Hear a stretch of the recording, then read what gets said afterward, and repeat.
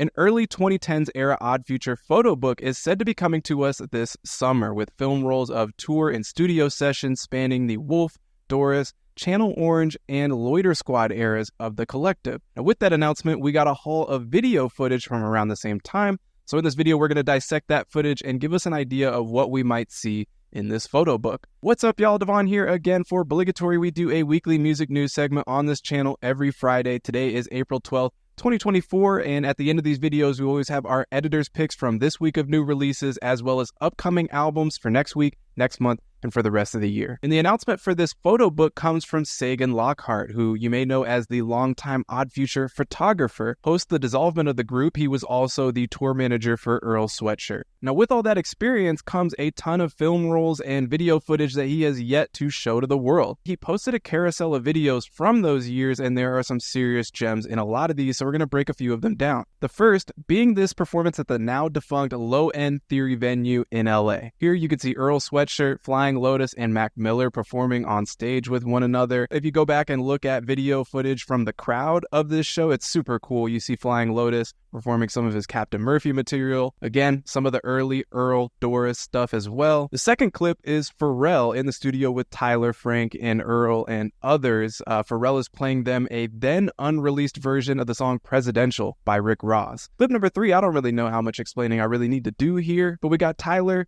freestyling like a Philly battle rapper. Real Philly nigga, keep the shit in the street. AK-47 Shaq, cause it stay with the heat. Clip number 4, I love this one. It is Frank at a photo shoot. You can hear a bunch of the guys in the background, and if it looks familiar, it's because it rendered these photos, which I feel like I've seen so many times over the years. Also, the way that Frank looks here is just my eternal image of his early self. He's always wearing this headband. He's got the Capcom Street Fighter t-shirt, and he looks so young, and his hair is so short. Again, it's nice to see something that I've seen in pictures a bunch actually show up in video form as well. Clip number 5 is Tyler playing the piano here, and you can correct me down in the comments if I'm wrong, but it sounds like he's just noodling on the piano. It doesn't sound like anything that made it into an album that I remember. Clip number 6 is Tyler in the studio previewing the song Slater. Clip number 7, just Earl and some fans here from what looks like concert festival grounds. Clip number 8, though, is very cool. This is Earl previewing the beat for Sunday from Doors. So this is an instrumental, and it sounds like an earlier or an unfinished version.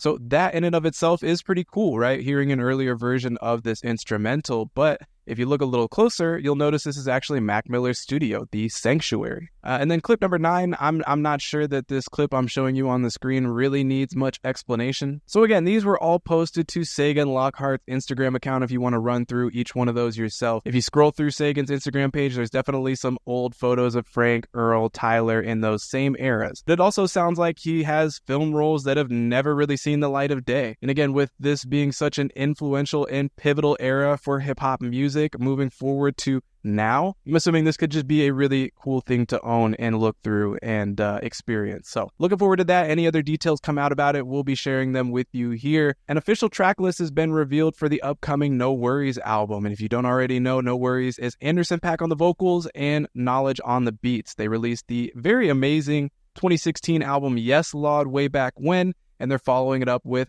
Why Lawd on June 7th of this year. We are getting an album intro from Dave Chappelle. We are also getting features from Thundercat, Her, Snoop Dogg, Ray Khalil, Charlie Wilson, and Earl Sweatshirt. Ray Khalil you might remember as one of the contestants on the Netflix show Rhythm and Flow. Fast forward till now, she is an artist on Anderson .Paak's new Ape Shit record label. I wanted to mention Earl Sweatshirt's keynote speaker event at Ohio University on a panel with Marcus J. Moore. You might have seen videos of him answering questions about the process of making Doris and why he named it Doris, how he linked with Tyler and joined Odd Future, and who some of his current favorite artists are. He mentioned Duab Kane, Mike Schaap, Cletus Strap, V's, and Armand Hammer. This was a cool little event put on again by Marcus J. Moore, who is someone we've actually previously mentioned in one of these recent episodes. He announced he is writing based on a book he's announced he's going to be releasing later on this year about De La Soul and their album 3 Feet High and Rising. Next up is a Mac Miller leak of a song where he is rapping on the WESLEYS Theory beat, the Kendrick Lamar song from To Pimp a Butterfly, one of my favorite beats and songs on the entire album.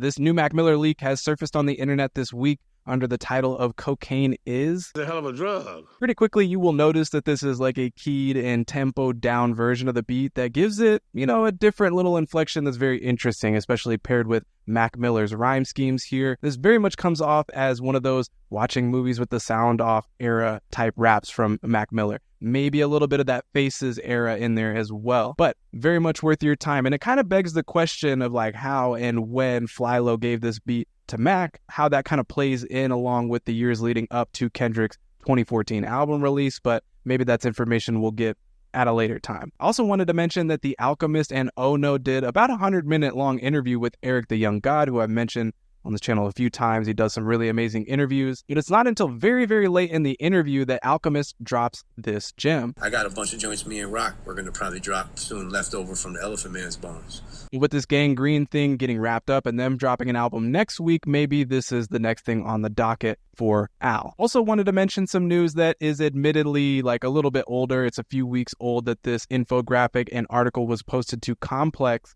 that shows the year-over-year streams for Madvillainy. Now, we all know how great MF Doom and Madlib's 2004 collab album has been over the years, from 183,000 Spotify streams in 2009 all the way up to 226 million in 2023. The biggest spikes, of course, coming in the years since news of his passing was revealed in 2020. Now, of course, I got to mention J. Cole. As many of you already know, J. Cole publicly retracted his diss aimed at Kendrick Lamar on the song 7 Minute Drill. He did this on stage publicly at Dreamville Fest, and he apologized to Kendrick, he apologized to their fans, and even said that he's gonna take the song off streaming, which has not happened yet. Now, after all that dust that Kendrick kicked up on the last Future Metro Boomin album that dropped 2 weeks ago or 3 weeks ago, now they've released the follow-up, the sister album, We Still Don't Trust You, and J. Cole shows up here with a verse on the final track. Now, some people kind of think it addresses the situation at hand. I'm not sure that I feel that way about it, but to me, this does add a little interesting wrinkle to the dynamic between Kendrick and Cole and Kendrick and Drake. Now, I also couldn't help but notice that The Weeknd, who is heavily featured on this album, also seems to be taking some shots at Drake. Now, you might have also seen Joe Budden saying on his podcast that he's heard that Kendrick and Drake have these nuclear diss tracks aimed at one another, just ready to go. I don't really know about all that, but we will have to wait and see. And again, it just seems like there's a little something more to this story that maybe we'll come to know. Last couple stories here. James Blake has announced that he is once again an independent artist, no longer tied to a major label. He's definitely been making a lot of moves in anticipation of announcing this independence. The CKMY imprint has been seen on some of his live performances and seems to be a platform from which he will release music. Of course, we've heard about his collab album with Lil Yachty that's coming sometime soonish. And I think with an independent label situation, he'll be ready to release some music that he's had on his hands for some time. So we'll see what comes of it. I also wanted to mention that Phil Elverum offered up a Mount Eerie update, says a new album is almost done. And finally, we got to give an absolutely massive rest in peace to Mr. C, a beloved DJ and a pillar of New York hip hop, passing away at the young age of 57 years old. Now, Mr. C was a Brooklyn native who came up with Big Daddy Kane as his friend and DJ in the late 80s, and he's also credited with discovering the notorious B.I.G., so of course a very pivotal figure